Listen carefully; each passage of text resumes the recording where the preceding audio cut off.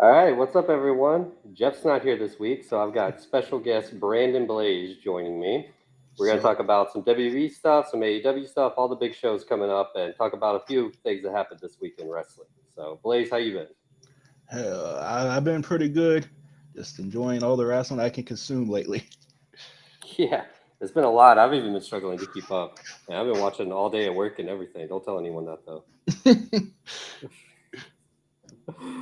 Yeah, so let's go ahead and just start with the big news out of last night. Let's talk about that indie angle of SmackDown. Just Oof. for anyone that haven't watched, we're going to spoil it real quick. But basically, Jay joined back up with Jimmy, turned on Roman. Bloodline is more or less officially over. And they've actually already booked for Money in the Bank as of this morning, Jay and Jimmy Uso versus Solo and Roman. So, what do you think about that main event segment?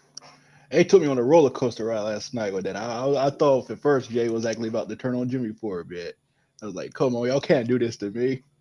And then as soon as he said I'm out too, I marked out pretty hard. It, I'm glad my dad wasn't home because he would have probably told me to shut the hell up. Yeah, I mean, because the way I thought they were going to do it, because I thought they were just going to stretch it out even more, like they've been doing with this whole angle. I thought Jay was going to more or less side with Roman still, but then, not for very long though. Like they would do something like Roman versus Jimmy, and then Jay, joins back with Jimmy then. So when he started first doing it, I didn't. I mean, looking back, it was kind of obvious it was going to be a swerve. But since I'd already had in my head that that's what they were going to do, and they've been kind of following what I expected so far, that's what I thought was going to happen too. I thought Jay was just going to end it. Like they might beat down Jimmy, but he wouldn't join in, but he wouldn't stop them either. I did not expect the full swerve super kick. And that double super kick they hit on Roman after, bro, he sold that like he Oh, died. yeah, I was gonna say I was on a TikTok last night. I seen someone said he saw it like how Dolph Ziggler would have sold it or something. Oh my god, I'm like, yeah, he that's really did. He fell back. His legs were all like, I mean, I don't even know. Like uh, Roman is so good at selling that kind of stuff, like with his face, and then even just selling a kick like that. Like you thought it, his whole world crashed down. it was as they say, cinematic. So how do you feel about the tag team match at Money in the Bank? Do you think it's gonna go on last? I think it will, just because it's bloodline stuff is by Oh yeah, far the hottest it's they've probably got. it's definitely going to main event that show. Yeah, we'll get into the rest of the Money in the Bank stuff too. But what do you think? How do you think they're gonna go on that pay per view? You think Roman's winning? You think Usos winning? What? I could see if I could see where Solo caused them the wins that could start to like cause the cracks between him and Roman a little bit. Yeah, I can see that because they already have their issues. Like you've seen them plenty of times. Oh yeah, Solo just he has his death glare at Roman sometimes, especially and that I've a heard few so weeks many ago rumors he they want to bumped do that into him. that match at like WrestleMania or something probably. Which I mean, it depends on where they go. That's not my preferred WrestleMania match right now, but how the storyline could go in a way where I would end up wanting that more. So I mean, I'm just looking forward to see what they do next. Yeah, there's so many twists and turns here. You ain't gonna even know what you're gonna want like 3 or 4 weeks from now probably. I mean, Yeah, like we talked about it before we went on air, but like I don't know what the fuck they do for Roman at SummerSlam now because since they're not going to do the tag match, I assume he's going to defend his title, but against who? Like he's not feuding with anyone besides his family. So right? I mean, they still got a lot of time, but I don't know. Unless he fights one of the Usos and defends the title or something. I mean, I'd like that. That just doesn't feel like something they would do for SummerSlam, but Yeah, it might be the best thing they could do.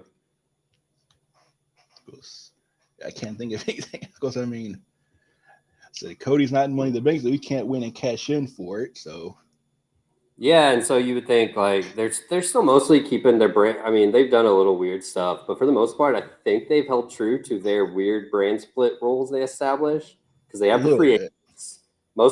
Most everyone appearing on all shows were technically free agents or champions, and I think only like real exception would be like that time AJ was on Raw, but even he was like, "I'm not supposed to be here," blah blah blah. And like Paul Heyman is always on Raw too, when technically he was drafted to SmackDown, which I thought was funny anyway. But, I mean, other than that, they've kind of stuck to the rules. The rules Was are just Dana a free agent? Or she on? Yes, Dano's a free agent, I think. I Too. could have sworn she said she was on Raw, but she's just gonna go wherever she wants to. Maybe, But maybe that's when they broke the rule and just no one cared because it was Dana. it's I like, know that like your Corbin, your Mustafa Ali, um, they've had those NXT guys that were drafted as free agents on Raw very vaguely, like in the Battle Royal, but it's just weird because they haven't appeared at all anywhere else. But we don't need to get into that. That we could spend way too much time on the draft, and it's pointless. pretty much. But I do think it means Cody probably won't be able to challenge Roman at SummerSlam. Yeah, sadly. And the rumor is Cody versus Brock again, which I mean, that's what I predicted way before I ever heard that. Anyway, if they didn't do it at Money in the Bank, because I thought they may have wanted a big match at Money in the Bank. But let's use that. Let's go right into Cody's match at Money in the Bank, though, which I think it's hilarious and it's amazing. And I'm so glad they're doing it. Is Cody Rhodes versus Dominic Mysterio on pay-per-view in London. Would have not been on my bingo card. But hey, I think that for some reason I feel like the crowd ironically is going to be cheering for Dominic just because you know how they are in London and everything. Oh man, I can see it. I think it's too much fun to boo him. Like, but that's one of the reasons I think it's so smart because if you're gonna keep Cody away from his story, like Yeah, you don't want the crowd to start turning or just even or you don't or even just get less hot for him. Like I don't think they're gonna turn at this point. Like we see his reaction still when the Brock feud, even when Brock made him look like a little bitch, basically. damn. Crowd was so hot for all his promos. But Oh yeah, this because they're gonna want to boo Dom so much. I think this was such a good little mini program before he goes back to Brock or does whatever. And the match is going to be good too. Like, I mean, I don't want to gloss over that. Like, I mean, it's not like Dom can't work. oh yeah. He's impressed me. Like he first he was kind of slow, but he's the last well year or so he's really has impressed me. Yeah, it was weird. When he first debuted, I was like, well, he's really good to not been like NXT or anywhere really, like just having his first actual matches on the main roster. But I just hate his character was so stupid and boring. But his matches were still good. His team with Ray, like they were always good. And when he first turned heel, they were a little at first too. I think he was kind of getting used to it. But I mean, they've stuck him in with some main event people the last few months, and it's just been great. So he's like he's his heel work has been fantastic. Yeah, and I mean with Rhea there and everything, it's so funny too how we'll get to the women's Money in the Bank after this too, because I think that can kind of tie in with some of it. But the way Rhea gets cheered and then he gets booed, but no one wants that act to break up. It's not like they want Rhea to turn or anything. Yeah, They just like Rhea and they hate Dom. It's so funny. Like that's the one of the weirdest dynamics I've seen in a while. you know, this like oh my cat's Is that trying your to cat? bite. Yeah, she's trying to bite me. Oh my god. But and what's weird is Rhea doesn't have a match at the pay per view as of yet. That She's is not kind even of really feuding with anyone that I can remember. Unless I'm forgetting something, I have not paid as close attention to Raw the last couple weeks. I've been busy, but I don't think um, she is. and they announced the Asuka versus Charlotte match is actually going to be the SmackDown the day before Money in the Bank, which is in London too, so that'll be hot. But Yeah, so you think Rhea would have a match? They'd have at least one women's title match, you think? But I don't know what they're going to do. you would think, and Yeah, I don't think the women's tag titles will be on the line either. Probably.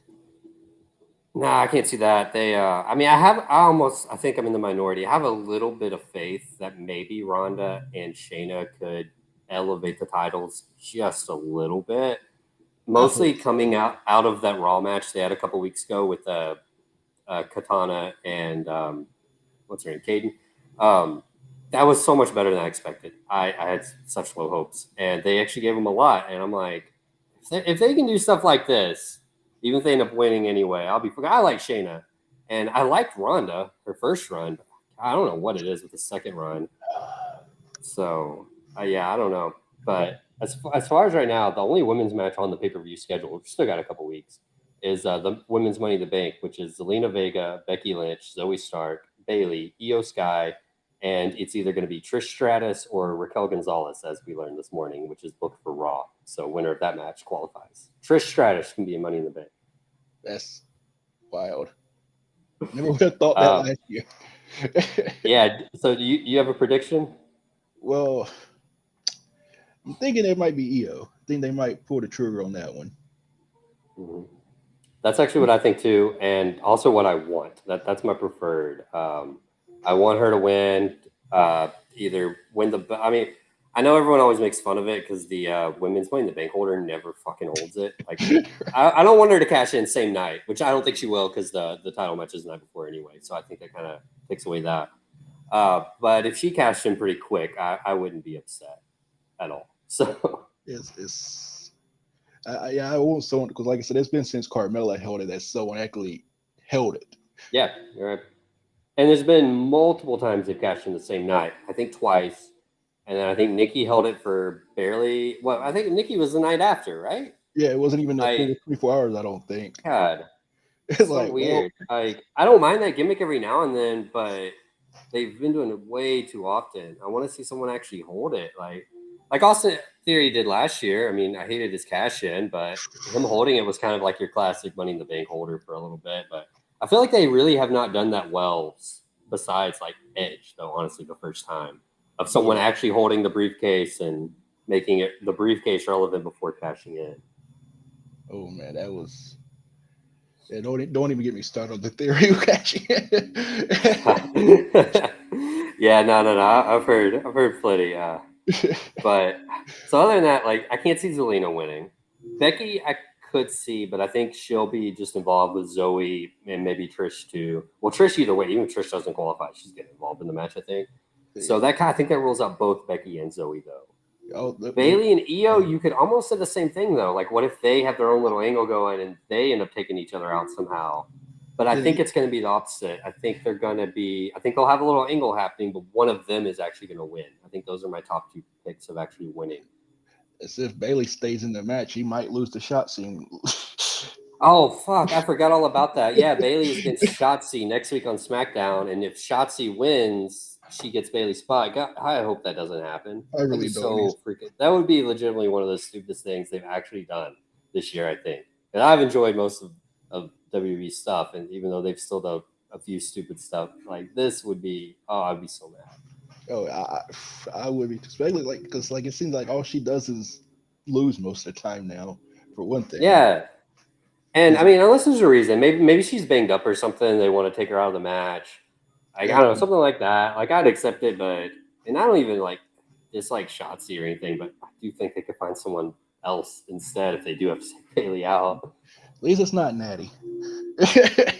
Honestly, you say that, and I kind of agree, but Natty has been kind of crucial in these matches like this because it's bad that you notice it. But if you watch some of those women's Money in the Bank matches the last few years, there's points where you can literally see her getting people in position for spots. You shouldn't see that. Yeah. But she's doing her job. I think she's held a lot of them together. But looking at the thing, like I was saying before we went on air, Becky can do that. I think she's more than qualified if needed. I do think Bailey and Io as well. Zelina's been around forever. I don't think she'll be an issue there. They've had a lot of green girls in these Money in the Bank matches before, where this time there's definitely more experience. Even Zoe, she's just not experienced with crowds like this, but she's been wrestling for a while, and she's good. So it should be a pretty good match. Yeah. So then we have the men's match, which I think this field is full unless they just add a surprise one, but it's got all 6 so far. And I think they're settled on 6 this year. It is LA Knight, Butch, Shinsuke Nakamura, Damian Priest, Ricochet, and Santos Escobar. I think that's going to be a crazy match. So who do you think is going to win? They're going to steal the show, I think. But I'm thinking as I said, I think they're going to pull it on the trigger on Priest for that one. They've been building them up pretty good lately. Priest is my prediction too. I think rightfully so. He probably has a lot of goodwill after that Bad Bunny match, and I think they want to capitalize. Or I think they should capitalize on that. The only issue I really have, and this actually goes with LA Knight, who would be my other pick to win. This applies to both though. when they win, they probably need to hold it for a while. I don't want them to cash in on Seth soon. They literally can't cash in on Roman. They can't. They're not going to let Roman lose the belt yet. It's probably more likely whoever wins does cash in on Seth, but it doesn't need to be soon. I want them to hold it for like a good 6 months if that's what they do. And both of those, Priest and LA Knight, I think could have a good run. Have them defend the briefcase. I don't mind that gimmick. They shouldn't lose it, but I like when they defend it every now and then. But that match, I think they're going to do some crazy stuff. But I think Butch and Santos are going to have some. Oh, and Ricochet too. They're going to kill themselves to be the three that have no chance of winning.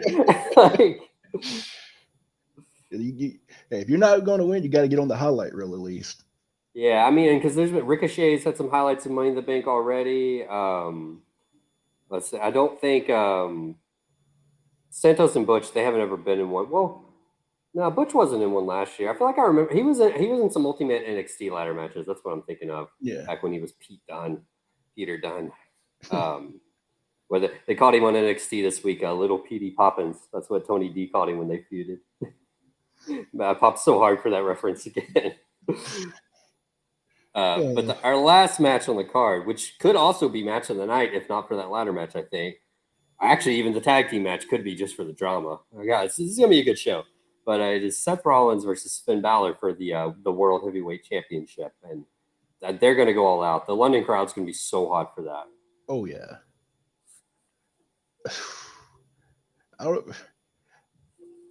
Honestly, your Priest one, I don't. Would you want Finn to win just to have that tension there? No, not yet. What I was thinking of, it'd be fine if they did do that. And I'd be happy for Finn, but I don't think Seth should lose yet. He's doing too much stuff. Like, I like seeing him defend everywhere, like on NXT against Braun next week. Oh, that's going to be he's defending on Raw too, I think he said. I think he said another open challenge on Raw. I don't think it's been accepted yet. But what they should do, I think, is Seth wins, Finn's pissed, but if Priest wins, Finn gets jealous because Priest has that success going where Finn failed, because they've already kind of been plugging that.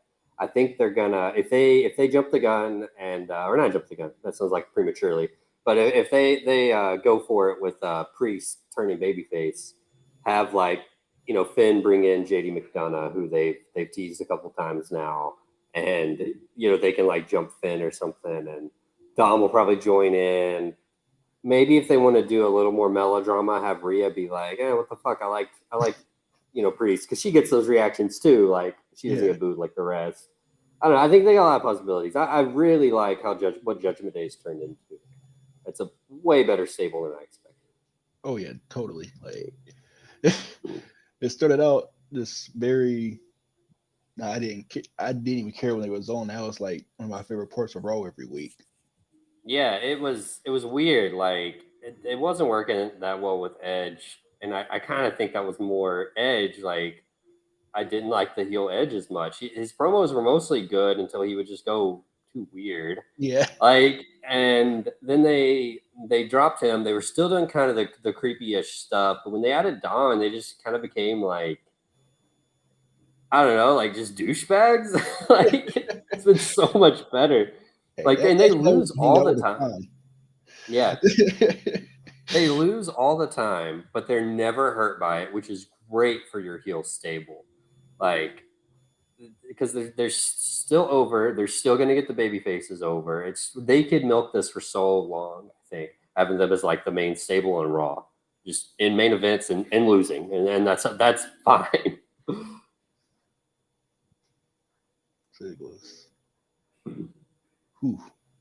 I'm excited for Money in the Bank. It looks like it's going to be a pretty good show. There's not really any match that I'm not looking forward to.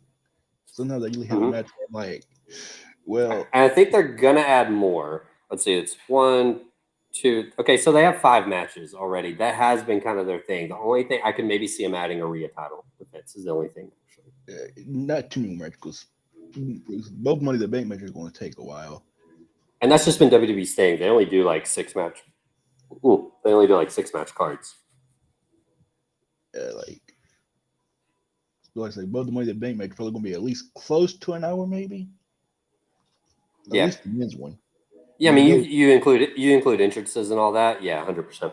And then the Rome in the tag match with Roman, that's definitely going You count entrances and post match, whatever happens, they've got a lot like 45 minutes. Yeah. Seth and Finn gonna get time too, surely. So Cody and Dom probably won't be too long, but it'll be probably a short one. Yeah, which, like both Cody and Brock matches. Did you know they were under 10 minutes? I did not. Yeah, Cody's been he's been getting a good schedule lately. But yeah, so that's Money in the Bank. That's what I think it's July 1st, July 2nd. It's the Saturday that weekend though, like 4th of July weekend. Yeah. Basically, I think 4th of July is on a Tuesday, so I think that'd make it the first. It's on early during the day because it's in England, so we'll probably do this show like after Money in the Bank. I'll have to go with Jeff that week, but I think that's been our plans for when they do early Saturday shows, or we might just go Sunday that week. We'll figure it out. But so yeah, that's going to be July 1st. But before that, we have NJPW and AEW Forbidden Door, which is what, June 25th. It's next Sunday though, right? Yeah. And that card is insane. I think it's going to be the better show. As much as we just hyped up Money in the Bank, I don't think it's going to be close because I think this is going to be one of the best wrestling shows I've ever seen. I'm not even scared to hype it like that, like I normally am. I try to keep expectations a little tempered. But I mean, barring like major catastrophes, how is it not going to be amazing? Right. I mean, I look at the card and there's like most of them, like 99%. It's like it's going to be a banger, and even the ones that probably won't be, in my mind, probably wind up being good. Yeah, and we know there's going to be more matches too. They'll add probably a bunch of multi-man tags, get people on the cards, stuff like that. That's fine by me. They're still going to be great, and just the novelty of seeing the New Japan guys with the AEW people, especially I like when they team them. Like they have teams of half and half, like half AEW New Japan versus another half AEW New Japan. I hope they do a couple of those. Oh yeah, they need to. So before we get to the actual card, though. Let's talk about the main event segment of Dynamite, which led into multiple matches on the card, and I think probably some that are unannounced too. We'll get into that. But let me run it down what happened, because just saying it out loud makes it even more absurd. So the Blackpool Combat Club, sans Brian Danielson, who was on commentary, they beat the Young Bucks of Young Bucks and Hangman Adam Page. And after the match, yeah, they won, right? Yeah. Who actually won that fucking match? I was just thinking about the post match. It doesn't even matter, honestly. Yeah. I think they did win, yeah. Or did Yuta take the pin? It'd have to be that, bro. I don't even know. So much stuff has happened. It's so funny. Yeah, but whatever. The match happened. That's the important part. If Lucha's still in the chat, maybe he can remember and tell us. But anyway, so then after the match, they're beating on everyone, and it ends up with Claudio is alone in the ring, beating on a Buck, I think it was. And fucking Eddie Kingston's music hits. It's the first time you've seen him outside of pre-tapes on ROH since the last Ring of Honor pay-per-view at Supercard in April, because he had hernia and he had surgery, apparently, as far as I'm aware, and he's already back. He's going to be in the G1, which is insane. I didn't expect him to come back before his New Japan stuff. I thought he was going to, and if he did, I thought he was still just going to do ROH stuff. I didn't expect this at all. I didn't expect them to work him into this angle. I popped so hard when his music hit. Same. The crowd did too. It's not like they forgot him. Like they didn't care that they, those people, most of those fans probably weren't watching ROH. That's always the complaint. Like, why do I care about Eddie Kingston? He's just been a Ring of Honor. Did it look like that crowd didn't remember him? Nope. Like, not a lot of people watch Ring of Honor. I'll admit that. Hey, well, it doesn't matter. Like, why do people act like it matters so much? It's Eddie fucking Kingston. Right. But so after Eddie, he's beating down Claudio. He gets a stare down with Moxley, who they don't throw hands or anything. So that's going to be a whole melodrama angle there, I'm sure. I have no idea how that's going to go. It was Konosuke Takeshita came out after that to huge boos and just breaks up their little drama circle.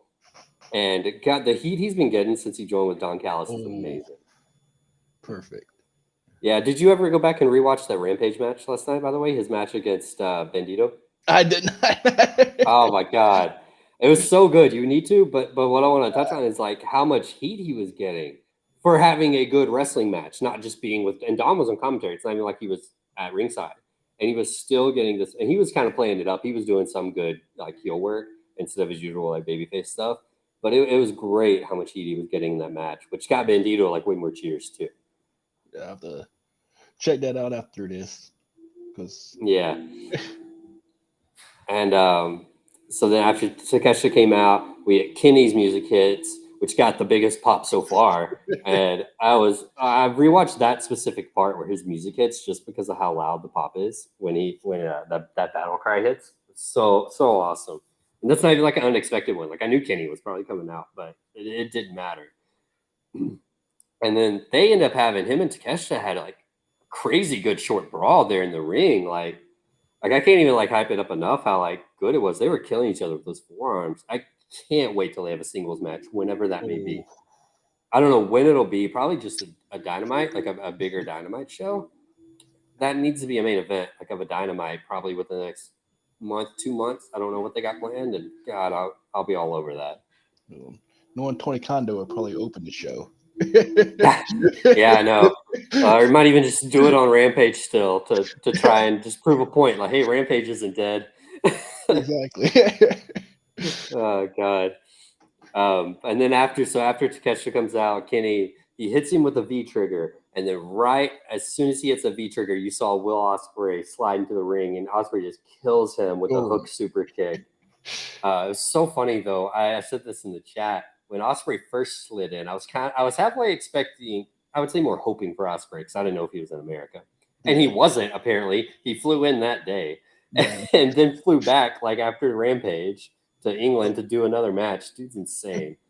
But yeah, they have like Danielson and Kenny barely doing everything to keep them, from getting hurt before these matches, and then Ospreay is just he's a madman. And Okada even's wrestling some light matches on like their house shows right now in Japan, but those you ain't getting hurt in those. They go like one gear in that. But so he lays out Kenny, kills him. Honestly, he hit like all three of his finishers. And then Brian, why do I keep saying that? Brian Danielson is he's clapping.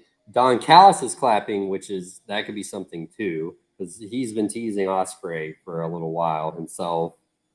Ospreay he popped off on social media after basically like going off at Danielson, like, no, I don't like that dude. I don't care if he's clapping for me, that kind of thing. So kind of ruled out a partnership there. He's like, I just wanted to take out Kenny.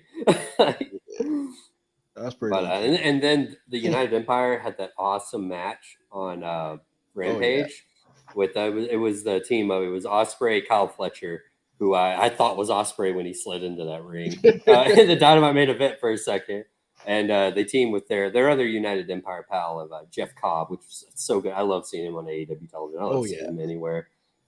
And they were against the Chaos, I guess, team of the best friends, Rocky Romero, Chuck Taylor, and Trent Beretta.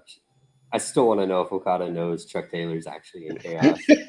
but that was crazy. That was a straight up like New Japan, I would say like pay-per-view style main event, like undercard match where they just let everyone get their shit in. Yeah. Made sure the crowd had a chance to cheer for all six of them even. They didn't really care about babyface heel. It was so good. Like, I don't think I've seen a bad Will Ospreay match ever. With Jeff kind of try to throw all three of them. That was him. Oh, I thought he was going to do it too, and then it was like, was it Rocky? That was like, nope, not taking this back down. I think it was him. Oh man, I got to shout out Rocky Romero too. Dude's everywhere. Like I watch so much wrestling, and just this year alone, I've seen him on AEW television, New Japan pay-per-views, Impact pay-per-views, Impact Television, Ring of Honor television, AEW YouTube show. It's like, and he does so much behind the scenes to basically hold this Forbidden Door nonsense together. Like I think he's the unsung hero of this because he's like the middleman for Gato, for New Japan's president. I can't remember his name at the minute, Obahari or something. and for Scott D'Amore, for Tony Khan. Like they all of them have mentioned how much of a help Rocky is, or even with Mexico too with CMLL. He's still their I think it's like the world welterweight champion down there. He's like the top hill in CMLL right now. It's insane. Dude is having the best time of his career. Like I became such a much bigger fan this last year, and I was already a huge fan of Rocky Romero. Okay, but back to that Dynamite main event. We had Kenny get laid out by Will. That is probably, honestly, what I think will be match of the night for Forbidden Door, which I know it's insane saying that when Kazuchika Okada and Bryan Danielson is also booked. That's the only other thing I can see. Yeah, that's the only thing. And let's we can talk about both of those matches at the same time because they're both dream matches, even though one of them already happened earlier this year. It's still a dream. It's a dream rematch. What would you main event with? I'm not even going to entertain the two title matches because they're not main eventing over these two matches. Oh, no. I don't know. Because that's a good question. I don't know either. Like I don't have an answer. So because either way, either one's a good closure. I would say Okada Danielson because that is the bigger match. It's years in the making. People clamored for it for years. Both guys have wanted it for years. They're the bigger stars in the wrestling landscape overall, I think. But the one major negative I would have, and that it's an if still, if it does go, because it may not be an issue at all, but I would just be a fear I would have if I was Tony. Because I do think these two matches are going on last two. I don't think he's going to have a buffer. I don't think he needs to. Just end it hot with the two biggest matches. Have like maybe a little buffer before, but then go with these two. Yeah, you can have video packages in between, longer entrances. That's all you need for like what's actually the main event. If Ospreay and Kenny just tear the house down and have a better match than Wrestle Kingdom, which I don't even know if that's possible. You watched that match, right? Oh yeah, I watched that. I thought so. Yeah. I've seen it like 2 or 3 times now. It's so good. I think it's still my match of the year. I'd have to really sit down and look to say that for sure. I think it might be that or like MJF versus Danielson at Revolution to Iron Man. It's one of those two though. I don't even know which one I would pick. If they can somehow top that, do you really want Bryan and Okada to have to follow it? That's a good point. That is a very good point. Where I do think Ospreay and Omega would do probably more of the high spots, which I think that would help them follow a match of the year classic of Okada and Danielson. So I don't know. That's the one main thing I think they might go with Ospreay and Omega. And you can kind of sell that one is for a title. I was about to say it is for a title. Yeah, I really don't know. I think I'd still go with Danielson Bryan, despite all that. Danielson Bryan. Danielson, I cannot say that fucker's name today. But yeah, it's a conundrum. Honestly, laying up the whole card without even seeing what else is booked. Like I'm putting on like my TEW booking hat, which I don't even feel bad using that as like as experience because I'm pretty sure that's what the fuck Tony does. So he's thinking of the same issues I am from TEW. I guarantee you. I don't know how I would lay out this card. It sounds so hard. If I had your point works, it makes sense there. There's it's making me lean towards putting Ospreay Omega as the main event if I had to pick, just because they might stand a better chance of following the other one, as you said. Yeah, but I genuinely think both. I mean, we already know with Ospreay Omega they have a match of the year contender. I think everyone that's seen it would agree it's a contender. Oh yeah, if not flat out the best match. Danielson Okada, I think, will have to be 2, and the crowd's going to be going nuts. They're going to carry it to be even better. The fucker Jeff's going to be there live too. He's not going to be here next week either for the show because he's going to be at Collision and Forbidden Door. So I'm so jealous. I don't even know how I can say I'm jealous. I literally got to watch Bryan Danielson wrestle for an entire hour live last year at that Winter is Coming show, but still. Yeah. And I still get to get one. Yeah, you're gonna have to hope a house show comes to light making or something. Yeah. And they might. I mean, if you see the markets they've been running, they've been kind of smaller, but like kind of historical wrestling markets that just don't get TV anymore. See, So, I honestly, mean, I'd say there's a chance, but I'm surprised when they first started, they didn't come here because that's back when Cody was still in. He has history here in Macon yeah, because like the place they would be at, he won like the high school wrestling championships. I was thinking, Mhm. oh, they gonna come to Macon one day. I'm gonna get the key. Never I happened. would have bet on that too, just with Cody. I mean, I guarantee you, the Nightmare Factory. Remember they did that Dynamite, or maybe even two Dynamites there when COVID first hit before they Yeah, got dailies all set up. Like there was probably a chance he would have opened that up in Macon. He just didn't. It was like yeah, Atlanta instead. But I feel like there was a chance he could have when that first opened, and then you would have had your shows. You couldn't have went to them though because it was COVID.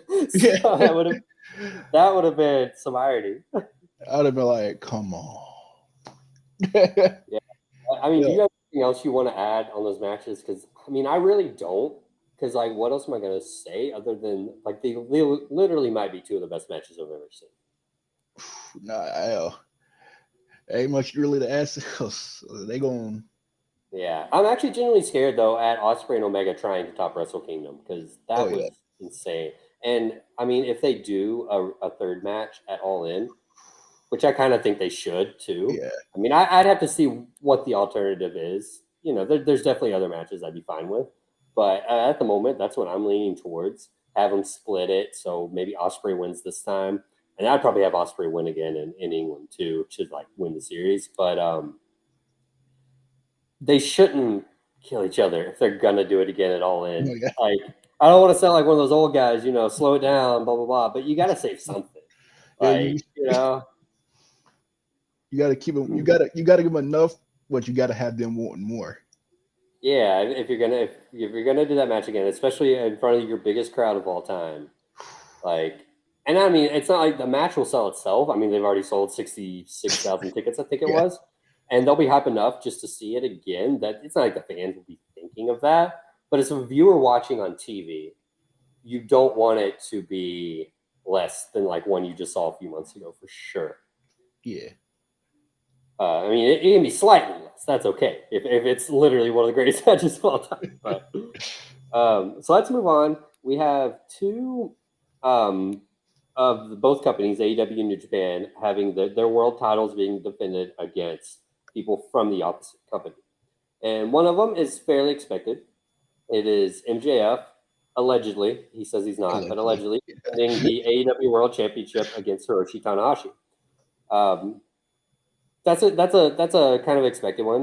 Predicted. You got like the top heel in wrestling right now, arguably against one of the best baby faces of all time.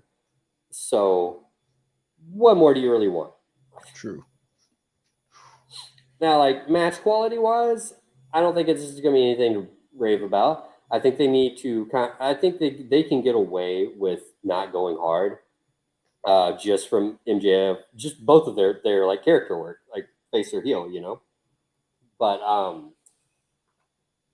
and Tana's he's been having good matches lately still, but it's like the dude just looks like he's in so much pain between his back and like his knees. Like one of the New Japan America shows recently, he broke his ribs during the match, and he didn't really take much time off for it. And I mean, he's not missing spots. He didn't miss any fucking spots in that match after.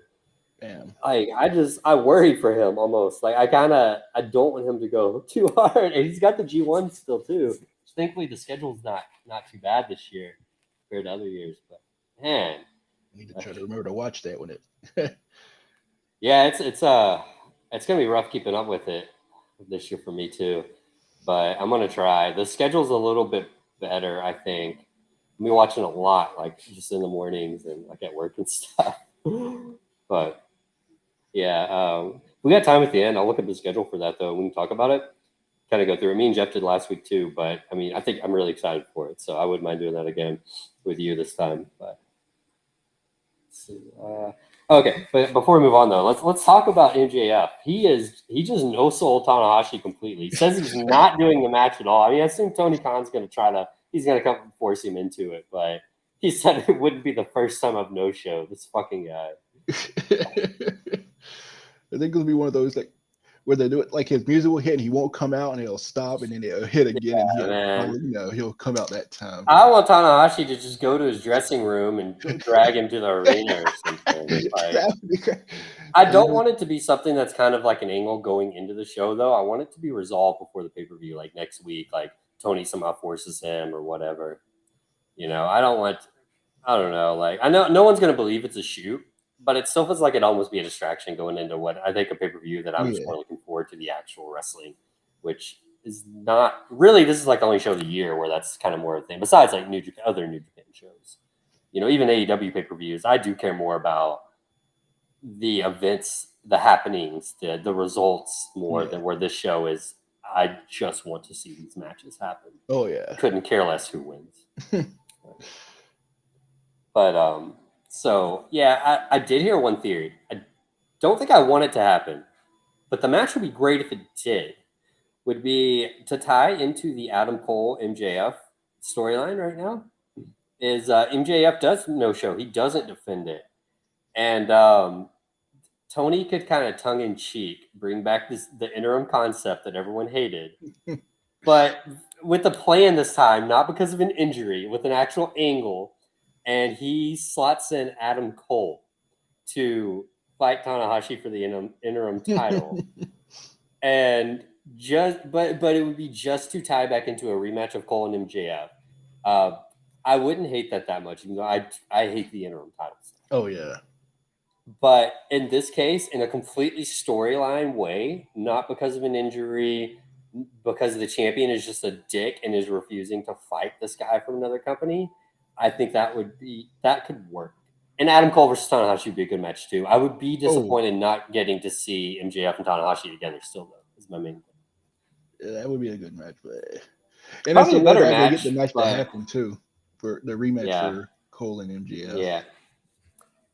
Yeah. That I can't even remember who said that theory. It was on a podcast I was listening to. I'm definitely not clamoring for it. It would not be my preferred thing, but it's an idea and I don't hate it. Yeah, I wouldn't be mad either, but I'd rather it not happen. But if it is, like, all right, I'm along for the ride.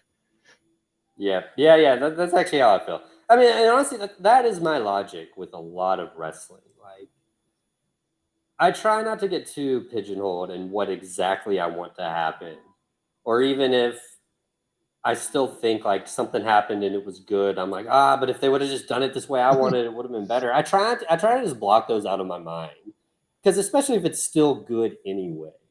Yeah. Like, you know, like, I mean, if it's bad, that's a different story. Yeah, if I generally dislike it. But I try not to get so caught up in what I want to happen that I dislike something good just because it's not better or exactly what I wanted to happen. Yeah, you know? I feel that. Yeah, but so the next match, though, it's actually a good lead into it because I've been having to block out some thoughts about this match, you know, before. But it is Sonata, my guy Sonata of Just Five Guys, defending the IWGP World Heavyweight title against Jungle Boy Jack Perry, who accepted his open challenge. Yeah. Okay, you don't watch much New Japan anyway, so I assume you don't have much of an opinion on Sonata, right? Yeah, it's one of those. Because if you only watch the big shows, he has not been featured on many until he won the belt a couple months ago. So you probably would not have. He was in a multi-man most likely at most of the Wrestle Kingdoms, you know, like. Yeah. But okay, so basically, I'll give you some backstory on Sonata. What happened? He's had years where people kind of thought he could have been the next big thing after he debuted, and they tried it a few times. He'd get these main event matches, title opportunities. And man, they just fall flat. And it'd be so weird because everyone, you'd think he was ready before. He's over. Crowd likes him. He has good matches. And then it was just weird. Something with these title matches. And they were just like, okay. And then they tried again for a little while. But then he was still over. He was still having the good undercard matches. So they tried again. And I mean, I think at this point, most people kind of gave up. They're like, yeah, leave him in tags. He's good at that. It's okay. You know, kind of thing. Maybe have a more mid-card title run, that kind of stuff. Well, then all of a sudden in the New Japan Cup tournament in like April or March, he left LIJ, the group he's been with forever, and joined the new group as the leader of Just Five Guys. which I'm such a huge fan of the stable, and I already was before he joined, and then it just got so much better. Like they're so. If I had to describe the gimmick, they are like cool, but almost like middle-aged men because they're both older, like bachelors, that just kind of like do their own shit, like just a bunch of cool guys, really, So much that I would enjoy if I and championship went and they're more. just like so laid back and casual about it, though. It's so funny. And the group for if you're not sure, it's Sonata, kind of managed, but he still wrestles, and kind of like a pseudo leader too is Taka Michinoku. And everyone loves Taka. And then you got fuck, I can't remember off the top of my head, Dookie, who I became such a huge fan of in the junior stuff. I wanted him to do so much better in the tournament. And I started liking him like as a meme almost, kind of because of Kevin Kelly on commentary, but he's gotten so much better. And then Yoshinobu Kanemaru, who his gimmick is just a middle-aged like alcoholic. Basically, he comes to the ring with whiskey, and one of his signature spots is spitting the whiskey in the face of his opponent. It's fucking hilarious.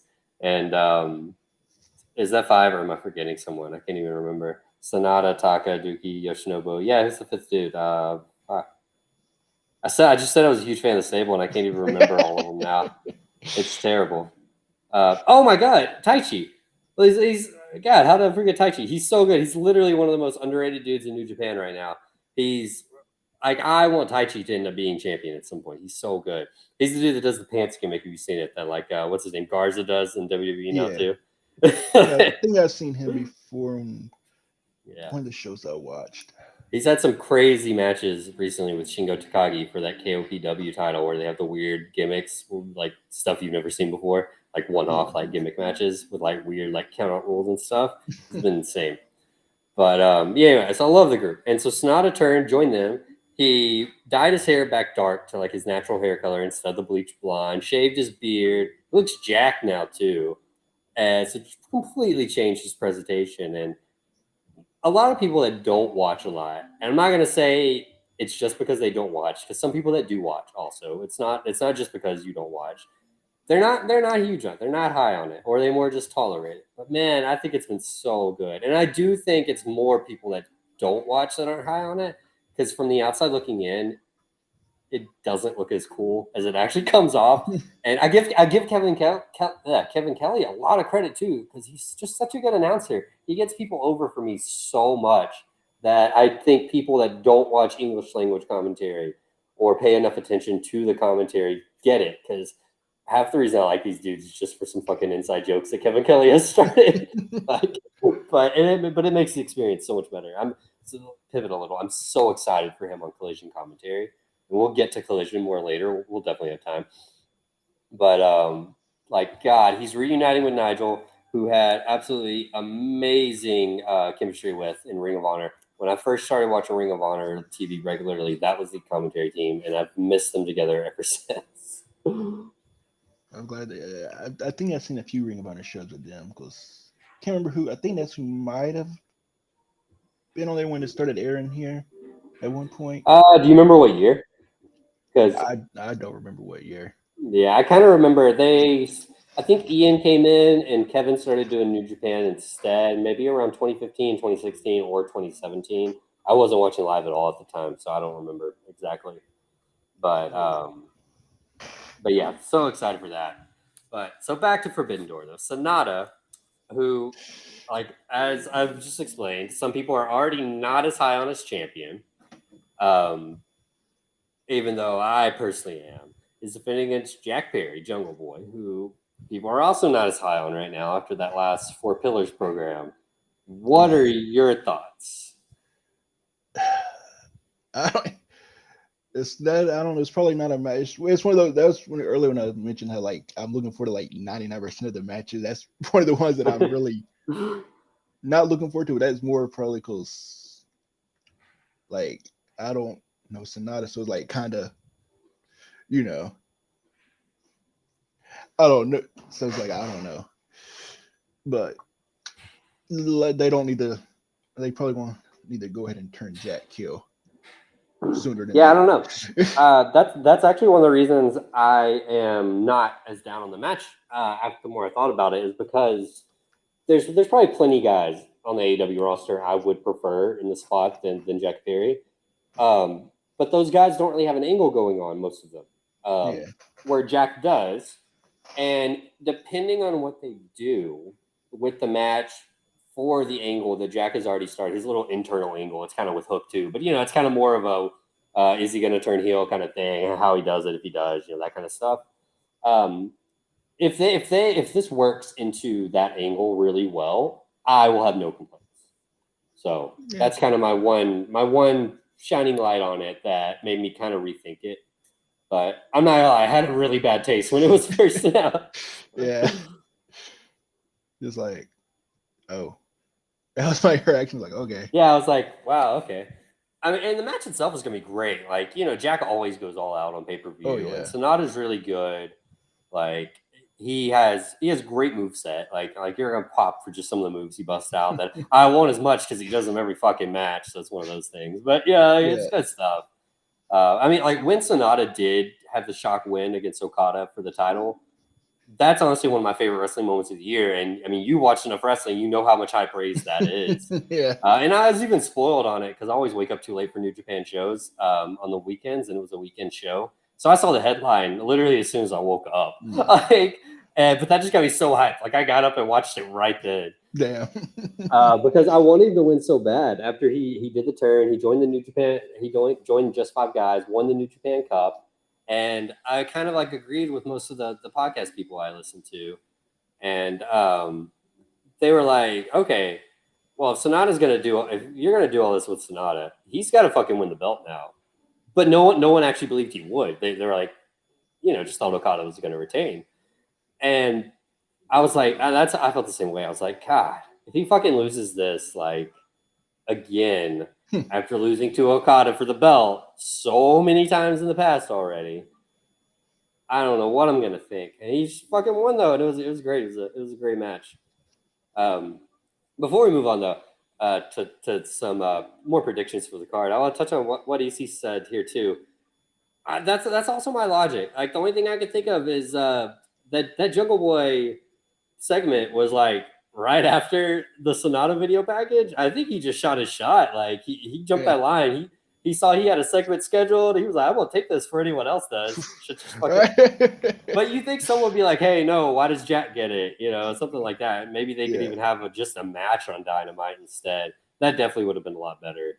Or like they could have done suggested so much more. Yeah, I don't care for gauntlets. Fuck that. But a battle royal would have been nice.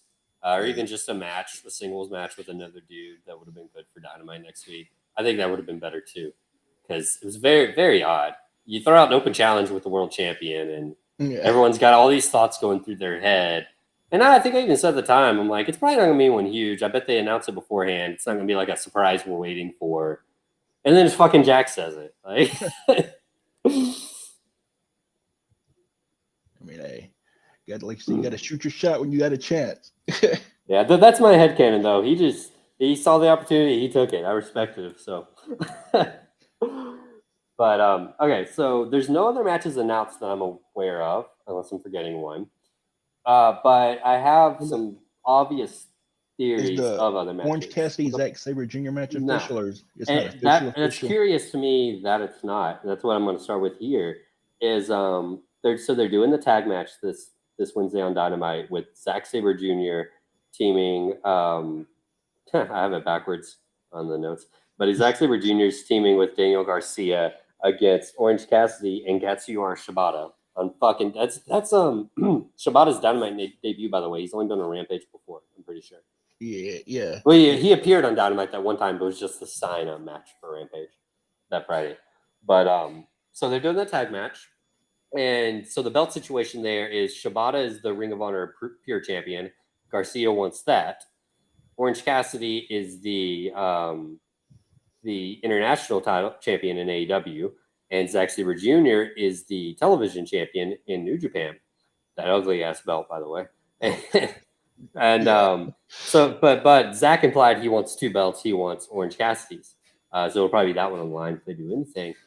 But I don't like the fact that they didn't announce it right away might lead me to believe maybe they might even do like a 4-way with these 4 for one of the titles, probably the international title. Yeah. Just to get Shibata and Garcia on the card, because I don't think they're going to do Garcia versus Shibata at Forbidden Door for the ROH title. I think they're going to save that for Death Before Dishonor, which is not that far. That's sometime in July, I think. I don't know. It's coming up, though. They haven't announced any matches for it, so I don't think it's too soon. That's the next Ring of Honor pay-per-view. So I think that they're going to save that for the Ring of Honor pay-per-view. But I think they might still want Shibata on the card. Unless they can't, because allegedly he might have heat with New Japan. I don't know. But that would be the only reason why. And then they might just do the Sabre and Orange Cassidy singles match, which would be fucking amazing. Hopefully. I like to see it. I've been hyped for it ever since he called him out at the press conference thing after. Yeah. I keep forgetting about that because I didn't watch it. And Zach has been on another level since winning this TV title. Which they won't do it for this match. It's not for the TV title, but they do this 15-minute time limit. And Excalibur actually said it wrong on Rampage a few weeks ago when he defended it. He said that if it goes to 15 minutes, it's a coin flip. That's not true. Like to decide who wins. Yeah. That was the case in the original tournament before a champion was crowned. So they weren't doing extra time and they weren't doing draws. They did a coin flip if you tied. But since Zach won the title, I'm like, I'll double check. I'll give Excalibur the benefit of the doubt. Maybe I'm wrong, but I'm like 90% sure that if it goes 15 minutes, Zach retains. Because he did retain on against Jeff Cobb once a few weeks ago in New Japan, and he did keep the belt. I don't think they did a fucking coin flip after that. I would hold that with me because that'd be like a stupid way to lose your title. Stupid. And but so with the 15 minutes though, Zach is amazing at it because he's obviously and in character trying to prolong the match, and it makes his challenger has to have someone's urgency, and it has resulted in so many good short sprint matches. I've loved every single one of his defenses. It's been great. So he's on another level right now. Orange Cassidy's on another level. If that's booked, that's going to be perfect. Let's see. Another match I think might get booked after what happened on Dynamite, because I think they'll want to have like one women's match probably, whether they need it or not for this show. But just for optics, I think they'll probably want to get the one women's match in. I think they might have Willow defend her New Japan Strong Women's Championship against like one of the Outcasts or something, or even against Toni Storm, and not defend her title, but challenge Toni. Yeah. And I don't think they'll do a double title match if they do something like that. I think they'll do one of the titles that on way the both line. complete their belts. And they'll probably be Tony, so Tony can just win. But so I think they might do that. I think Willow versus Tony is fairly likely. So and I'd be excited. That'd be an amazing match. Oh yeah. And other than that, like the Elite and the Blackpool Combat Club, outside of Bryan Danielson and Kenny Omega for the Elite, they don't have anything. I don't know what I expect there. Maybe I really don't know, because like you don't want to see them just fight each other, but you don't want to see them not be involved with each other and just wrestle New Japan people. I don't know, but they're gonna be on the card, so I'm really curious what they go with for them.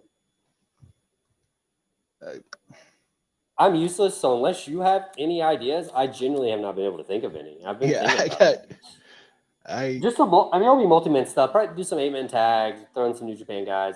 I mean, Eddie might be involved too. I don't know. So yeah, true. I kind of want to say it, and then like Eddie refuses to like fight Moxley or something. Yeah, something like that would be kind of nice.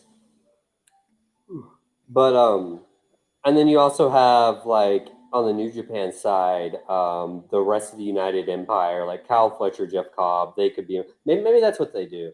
They could do Kyle Fletcher and Jeff Cobb teaming with like members of the BCC, because they got kind of that loose Callis connection with both groups, even though both groups have also denied working with Callis. And and then defend that to go with you could do the 3 elite members, not outside of Kenny, Bucks and Hangman, with some other New Japan guys, maybe like some Lij members or something like that would be interesting.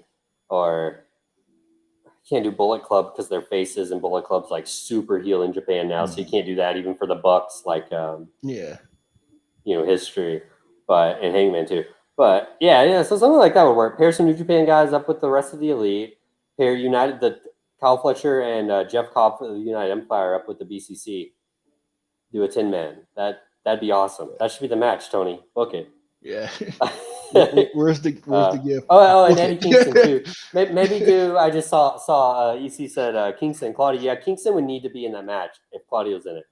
So let's do Hung Bucks, Kingston, and what's one New Japan guy that's not booked right? Maybe just Naito, or I want Shingo booked too for Lij. I don't know. It's a tough one. Yano, throw Yano in. That's who it is. Toru Yano, and he can fucking pin Moxley again. Or actually, I think that match was a count out. That famous one where he beat Moxley and the G1. It was a count out. I'm pretty sure. That's the match, Tony. Book it. You have your match right there. 10-man tag. Let's go. I guess whatever gets people on the card. Yeah. I'm trying to think of. Do you have anyone else you think of on like the AEW or the New Japan side not booked that you're not sure what they would do? You can kind of think of some fantasy booking maybe. I'm trying to think of something. I don't keep. Punk. CM Punk. I'm fucking idiot. Yeah. Let's talk about CM Punk, and then we'll actually move on to Collision after that, so we can get to that show since it's tonight. I think he's gonna be on the card. I'd be really surprised if he's not. Yeah. The only, I guess, storyline thing I could see them doing is, and I'm not convinced at all that it's even close to a possibility, because I think he's just trolling on Twitter, is Kenta against Punk. I really want it, but we probably. I do too. I want it so bad. Like, but I'm leaning more towards Kenta just fucking around. Oh yeah, probably. And Punk fucking hates this. He's hating this guy right now. Like,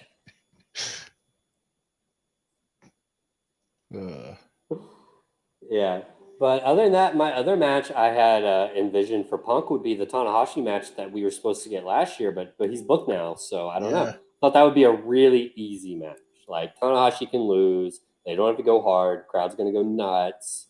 But yeah, they're pretty much doing that with MJF instead for the same reasons. And Easy makes a good point too. They got to book Sting on the show again. Sting needs to have something with Hiromu, because Hiromu Takahashi was so excited to see the team with Sting last year, and he got COVID and couldn't come. And Shingo was amazing with Sting too, so they could do something with Sting again. That'd be cool. I mean, Darby's you think have to be on the card. That's another multi-man. They should just do that. Yeah. What they call them last year? They called them the dudes with attitudes or something. Yeah, I think something like that. Yeah, like that. They do that and just book them against some 4 people. I don't give a fuck who. Yeah, but I need to keep up. I need to start watching New Japan more so I can actually know some of the people there. I mean, so right now you'd be pretty good just watching their major pay-per-views and the American shows, which I think are amazing, even though the crowd's usually a lot smaller. It's kind of like more like watching an Impact show, I'd say. It's probably only like 1 or 2 shows a month you'd actually have to watch. They'll be closer to like the 4-hour mark, but it's definitely not like required viewing to watch. I don't even watch the tour shows they do anymore. I used to, but it's just a bunch of multi-man tags, and it's not fucking. The only thing I miss is Kevin Kelly's commentary. I genuinely miss that when I don't watch them. But and I do try to keep up with the tournaments, but those are hard to keep up with. They do shows like the juniors tournament recently. They did like 14 shows in a 2-week span. Jesus. That doesn't make sense. That's a show a day. It was whatever. They only took like 3 days off is the point I'm getting at. Like before the tournament was just completely over. So like, man, that was hard to keep up with. They were closer to the 2-hour mark, thankfully, though, because it was just all tournament matches, like bang, bang, bang. When I watch the junior stuff, it's something I like, because I watched one a few years, and that's when I first seen LP era. I seen him and I became a fan instantly. Like as soon as I Oh saw man, yeah. Just to pivot a little bit too, I really hope LP is on the card because he has became one of the most over baby faces in Japan right now. yeah, It's insane. it's, They kicked him uh, out of the Bullet Club, and the crowd was going so crazy for him. And he did this big return fighting Finley, and then had the match against Finley. This dude is like just under fucking Okada and Tanahashi for crowd reactions in Japan. damn. And it's so weird too, since the crowds came back fully this year, and maybe I'm just misremembering because I wasn't watching any New Japan live before COVID hit. I went back and watched some that I missed, and the last time I was watching, like really came up with it was probably like 2014, 2015 before I started back, but that was after COVID, so they had no fans. But since the crowd have came back fully, like no restrictions like whatsoever, basically, which has just been this year, I feel like foreigners are so much more over than I remember. Like the United Empire all are huge baby faces. Aussie Open were getting massive cheers when they won the titles and chants during the match and everything. It's really cool to see. Oh, shit. Hopefully we can get match angles. I didn't even know he was a face now. Yeah, he's had issues with David Finley ever since Finley became the leader of Bullet Club. They've been teasing him for a while, and they kicked him out, and then it was heartbreaking, bro. Basically, the people that LP thought were on his side or would be on his side if he ever like really confronted Finley, they both fucked him over too. It's Kenta and Taiji Ishimori, which Taiji and LP they were literally the Bullet Club's cutest tag team. Were their tag team names? They've been junior heavyweight tag team champs and everything. It was heartbreaking, bro. Damn. And he has no friends right now. It's like his thing. He's like a loner because it's like the other faces in Japan. They haven't really fully accepted him back. He was such a dick before. So it's really, I'm so interested in what they do with him. They've got something with him. It's really awesome. He needs to beat Finley for that belt at some point. He's in the G1. He needs to have a good G1. But yeah, it's going to be awesome. See what they do with him. You have anything else you want to add on Forbidden Door though? But because if not, we will move on to Collision tonight. Nope, nothing I can think of. Yeah, me either. It's gonna be a great show. I'm gonna see if I can work from home that the Monday after. I can't take off. I already know that. I've taken off too much lately for other stuff. But if I work from home, I'll at least be able to sleep in a little so I can stay up later. Yeah. It's on a fucking Sunday. But okay, so Collision tonight. We've got AEW making their debut Collision show. Chicago, Illinois. They got like 8,000 people showing up. I don't remember what the ticket count's at. It's gonna be a crazy hot crowd. And it's on TNT, right? On TBS? Yeah, TNT. Yeah. That's it. And they plugged that pretty hard on Rampage last night, actually. I should have remembered for sure. And did you see that they actually released the whole opening video with the new theme song? Nah. It's really good. Like it goes so well with the song. It's gonna be awesome. It's gonna be I can't wait to see the presentation, the like everything, the ring skirts. The stage, I think, is fine if it's more like Dynamite stage, as long as they do all different colors, like with the color scheme. But I kind of hope it's different too. It'd be so awesome. Yeah. Like I want to see. I really want I can't believe I'm saying this. It's something I've never really cared about, but I want that classic WCW nostalgia for this one. You know I do. It's so funny too, though, because like the era nostalgia they're going for, that Nitro, I don't even like as much. It's mostly pre NWO. They did have, a good bit of NWO, I guess, was still with that aesthetic. But they changed it. About the time the Attitude Era started, to be kind of more edgy, not as colorful, that kind of stuff. Yeah. But it's so funny. Like I don't have any nostalgia for this era, but it just looks cool, and so like I'm a fan. Yeah, I'll be fine with some WCW nostalgia looks to it because I was a big WCW market.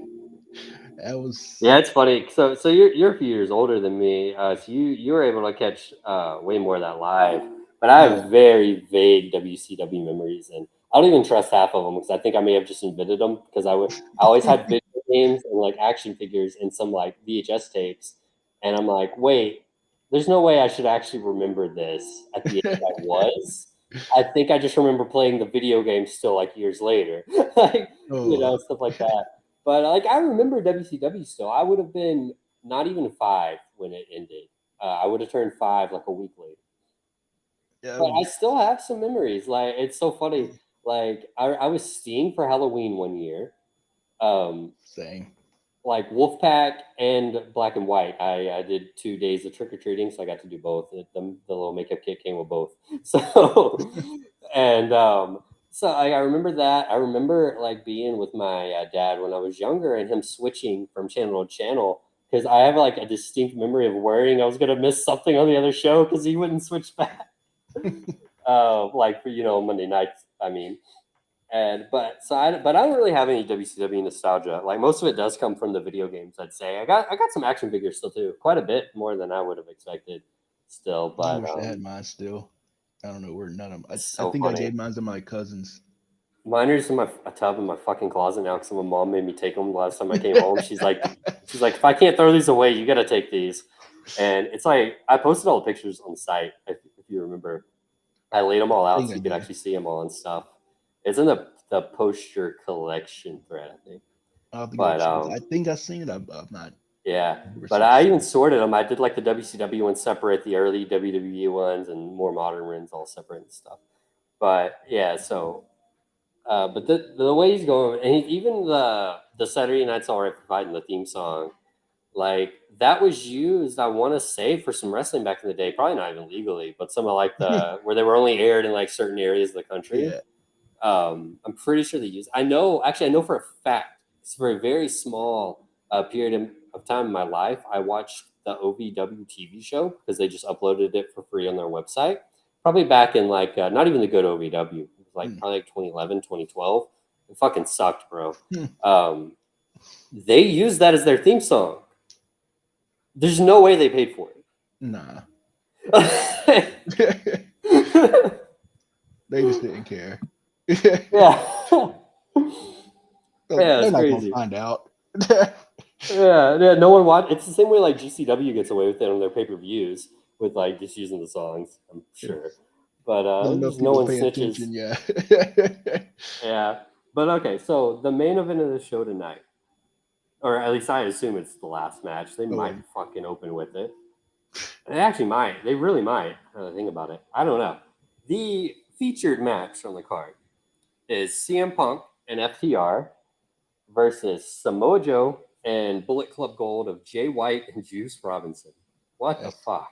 that's gonna be a great one. And of course, I'm I'm ready. I got most. my Punk shirt on already. I didn't even notice that. Wow. I noticed. Or what I'm most excited for, I think, is the Jay White CM Punk interactions. Oh, that's the crowd's gonna pop for that when they go face to face. I think so too. I think they'll actually pop more for the Joe interactions just for nostalgia. Oh yeah, Which I'm hyped for that too. But I really want to see what Jay White does in this spot. I want him to steal the show. oh yeah. He's got a good chance to. I'd He's actually really really like good. if him and Juice won the tag titles too to tie this back into FTR being in that match. I think that'd be solid. Oh, I wouldn't mind that. They could definitely not and be fine and do more other stuff, but I Yeah. think it'd be solid. And then CM Punk did also state that he was going to let some things off his chest tonight. So So I he's assume that means he's having a promo. oh, I would think so. So that could be A what they live could do mic. with the promo, so they can open with Pump, but then still have the other main event. I think that's my preferred Yeah. theory. I've seen people lay out. I've seen quite a few people say that. I've also seen one that would be hilarious is after the match, he's going to go cut a promo, but then fucking Kenta lays him out.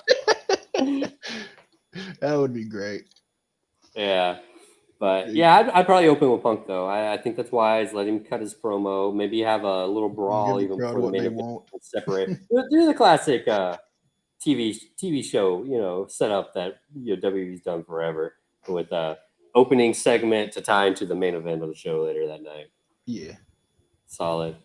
Um, Man, I don't know. Like, I really don't know what to expect from that match. In a lot of ways. Like, I'm kind of just in the. I gotta just let this shit play out. See what happens. Because Yeah, like, I don't even want to venture to predict. I think CM Punk's gonna win. I don't doubt that part of it. But I don't want to venture to what the happenings in the match are going to be. I can't even imagine it, or the post match or anything. Like, they could do so much, or they could do so little. Just end on a hot note with a hot match and see you yeah. next week. And I think that would be fine with this match. They don't need like a big cliffhanger hook, even though that might be smarter for your first episode. But with this match, I think that's fine. And maybe the Punk promo, whenever it happens, could do that too. But I don't know. Yeah, they gotta. Either way, I'm excited. I'm ready to see what they can do tonight. Yeah, so I'm going to read off the other matches real quick, and I just want you to. We'll start with the one you're most excited for, whichever one it is, because I'm not even 100% sure myself. So the rest of what's announced that I've seen, at least, unless they've done some more today, which I wouldn't put it past Tony, is Andrade El Idolo making his return for the first time in fucking ever. He had that bad surgery and everything, and he's against the House of Black's Buddy Matthews. That's And my then we match right got. there. Did you really? We could just go. We could Yeah, just go right into that then, and we can talk about the others after. yeah. That's Because my match right there. so Andrade's coming off that surgery, but I think he's been ready to go for a couple months now. Maybe it's like a month or so. It was like the same surgery Cody had to have. I'm pretty sure. I think he tore his pec. Probably. Yeah. I'm So, not sure. but he did wrestle in Mexico like last night or 2 nights ago or something. That was his actual first match back. So I'm assuming he's good. He's good to go. And Yeah. Buddy Matthews, we know, is great. He doesn't have Oh enough yeah. singles matches, honestly. I wish they would do more singles matches with the House of Black when they're Trios champions. I hope that's something Collision can help with. Hopefully, because he's really good. I'm sure they've had matches in WWE too, but do you remember any off the top of your head? I should have looked that up, but I don't know. I can't think of any. I'm pretty sure they, but I can't remember. Here, I'm gonna look it up real quick because I've just been curious about that because I feel like they had one on like SmackDown or something when they were both on there. But I feel like they were separate too. Maybe they probably no, they were in NXT at completely separate times. I'm pretty sure. Let's see. Let's look at the history here on the trusty Pro Fight TV website. All right. Here we go. So they wrestled at four. They wrestled 3 singles matches at NXT live events that weren't televised, and they were also on opposite sides of a 6-man tag. That was in 2016, 2017. Oh my god. They were in a random battle royal at Crown Jewel 2019 that was won by Humberto Carrillo. Oh God. When did Humberto Carrillo win a battle royal in Saudi Arabia? What the fuck? Yeah, I don't. But other than that, they had Yeah. one main roster match together where Andrade and Angel Garza teamed up. They actually won a match against Dominic and Humberto and Murphy and Seth Rollins. Yeah, I So was that's about to it. say They if I was about to first say if they televised ever singles did. match. I was gonna say if they ever did it right, it might have been during that time Mm-hmm. when Buddy was with Seth. That's what I was thinking too. And so, but this will be their first televised singles matches outside of those 3 random NXT ones on live events. It's so funny. Yeah, that yeah. So they'll probably still the only reason I'm more excited for the Punk match is because it's his return. If it wasn't Punk's return, I'd be more excited for the Buddy Andrade match. Yeah, but Punk and Jay White are really making that match for me. They're putting it over the top. And Samoa Joe too, because he hasn't been on like actual AEW TV in a while, and he's been crazy good on Ring of Honor. I was gonna say it's been a minute since I've seen him. Like, so yeah, that should. I don't even know who I want. I don't even care who wins that match. I just want them to tear the house down. Yeah, I mean, I kind of think Andrade might go over for his first one back. Maybe that sets Yeah. up something. Maybe he pairs back with LFI with Roosh, Jurlistico, Preston Vance. I heard Roosh is having visa issues right now, apparently. But hopefully that gets resolved soon. Yeah, But he could pair back with the other two. I would love a LFI versus House of Black trios program. They would have some crazy good matches. I don't know what Like Brody King. their role would be if they picked. God, yeah. I don't even know. It'd be hilarious if they just pick like Lucha Rules or some shit. Like someone's already done that. Yeah. But like Roosh and Brody King had some crazy good matches in Ring of Honor. They had their own little faction wars going on at the time. Brody King was actually leading a faction against Roosh's LFI. Kind of little interesting little tidbit if they end up going that route here. That's probably. I'd be kind of surprised if they don't. But Andrade doesn't have to win to do that though. Buddy could win too. I feel like Andrade's the bigger star here. Buddy is kind of still just the trios guy. But I mean, I can't say I would complain. Yeah. And I'm intrigued to see how Andrade looks coming back. He looked jacked on a picture he put on Twitter or something the other day. Yeah, I don't. And Buddy obviously is too. Oh yeah. So this next match, it might actually be the one I'm looking forward to the least. Is Wardlow defending his TNT Championship against Luchasaurus. Yeah. I think it'll be fine. I'm excited for the visual of Wardlow powerbombing Luchasaurus, but that's kind of it. That's yeah. Outside of that, it's like, well, this is just another match. Yeah, I mean, really, it feels like just another Wardlow title defense. Really, they love putting him against the big guys who can powerbomb them. And I generally I always love the powerbomb spot. I can't even say anything negative about that. Just getting to it, I'm just like, come on now. But yeah, I don't know. Christian will probably do something too, so might be excited to see what Christian does on the show if it's anything noteworthy. And maybe they have some. My dream booking is Miro confronts Wardlow after the match or something instead of a feud there, and then he just beats Wardlow and takes his TNT title back. Yeah, that's my dream booking. Champion. Yeah, but I really don't know. Other than that, I mean, that match isn't going to get a lot of time. I think it'll be fine for what it is. So I do think it's good optics to have the TNT title defended on the first episode of the new show at TNT. That looks good, I think. So, yeah. And if Miro wins it, I mean, if he's going to be a big part of the show, that would also end up making sense too. I mean, not like giving me a win like next week or anything, but if him and Wardlow have a match like in a month or so, I think that'd be solid. And Miro is in action, by the way. Or do you want to add anything else to that match first? Nah. All right. Because Miro is in action. We don't know his opponent, so I assume someone's just going to fucking die. Yeah. They're taping Ring of Honor before the Collision. That's going to be like the standard. They might feed him like fucking cheeseburger or something. So whoever it was, they'll probably already be in the ring when he comes out. He won't even get any intro. Oh my god, he's gonna kill someone. It's gonna be a massacre. Yeah. Yeah, probably gonna last. I'd say less than a minute. I can't see it going over a minute at all. No, watch him like give him some crazy like 10-minute match with someone. Yeah. Yeah, I don't know, but I'm so glad Miro's back. I've missed him so much. Oh, Miro versus Brody King. Yeah, that would be amazing. Yeah, that would. Say a comment by fourth. Oh yeah. That would be. Whew. And I really like that. He had an interview yesterday against some random website I'd never heard of, but just talking about like how excited he was to be back and what he missed and how he really liked this long-term like character arc he's done like since he first came to AEW basically like after he snapped on Kip.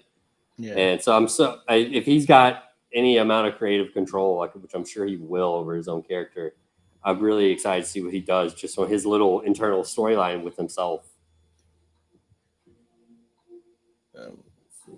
And our last match announced so far is the women's match of Willow and Sky Blue versus the Outcasts of Toni Storm and Ruby Soho.